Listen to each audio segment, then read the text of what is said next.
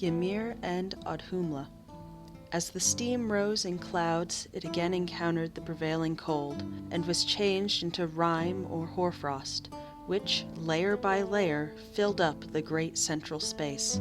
Thus, by continual action of cold and heat, and also probably by the will of the uncreated and unseen, a gigantic creature called Ymir, or Orgelmir, seething clay, the personification of the frozen ocean, came to life amid the ice blocks in the abyss, and as he was born of rime, he was called hrim-thurs, or ice giant.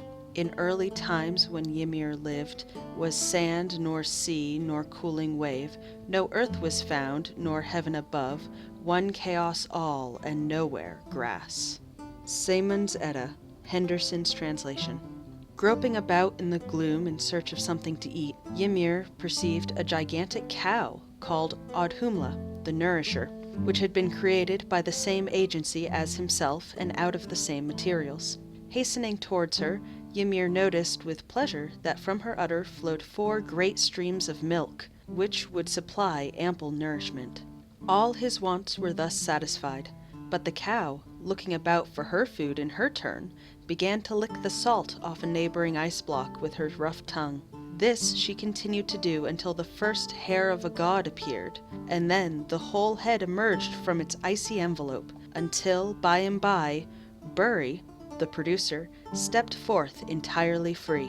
While the cow had been thus engaged, Ymir, the giant, had fallen asleep, and as he slept, a son and a daughter were born from the precipitation under his armpit, and his feet produced the 6-headed giant Thredgelmir, who, shortly after his birth, brought forth in his turn the giant Bergelmir, from whom all the evil frost giants are descended. Under the armpit grew, 'tis said, of hrim-thurs, a girl and a boy together. Foot with foot begat of that wise Jotun a 6-headed son. Saemund's Edda, Thrope's translation. So that was Ymir and Audhumla, the second section of Chapter 1 of Myths of the Norsemen by Helene A. Guerber, the beginning.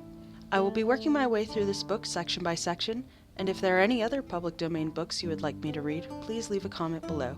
Thank you for listening and have a lovely evening.